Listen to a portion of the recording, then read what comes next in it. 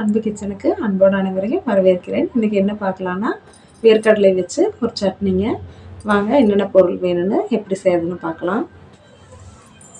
வேர்க்கடலை ஒரு 200 கிராம் எடுத்துருக்கேங்க. உப்பு, கருவேப்பிலை தழை தாளிக்கிறதுக்கு, காரத்துக்கு வரமிளகாய் ஒரு 3, கொஞ்சம் புளிங்க. இவ்வளவு தான் தேவையான பொருட்களுங்க. வதக்கி எடுக்கிறதுக்கு கொஞ்சம் எண்ணெய், அடுப்பத்தை வச்சுக்கலாங்க.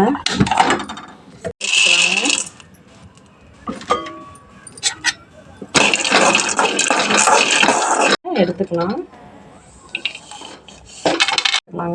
அதோட புளியும் சேர்த்துக்கலாம். வறுத்தாச்சுங்க, அரைச்சிட்டு பார்க்கலாங்க.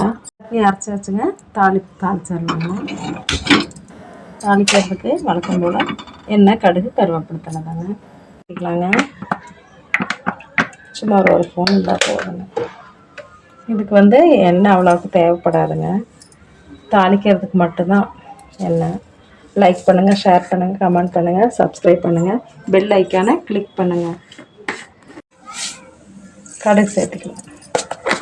நான் 2 சட்னி அரைச்சிருக்கேங்க. வேர்க்கடலை சட்னியும் தேங்காய் சட்னியும்.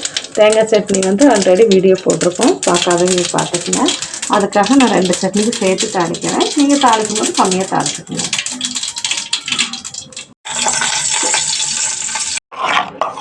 நான் இந்த திக்னஸில் அரைச்சிருக்கேங்க. தண்ணி சேர்த்துருக்கேன். நீங்கள் இதை விட லூஸாக வேணுனாலும் தண்ணி சேர்த்திக்கலாம். இதை விட கெட்டியாக வேணுனாலும் தண்ணி குறைச்சிக்கலாங்க. ஆனால் இந்த இதில் இருந்தால் தான் நல்லா தொட்டு சாப்பிட்றதுக்கு சூப்பராக இருக்கும். டேஸ்ட்டு பார்த்துடலாங்க. இட்லி ஆல்ரெடி மாவு எப்படி அளவு என்னன்னு வீடியோவில் போட்டிருக்கேங்க, பார்த்துக்குங்க பார்க்காதவங்க.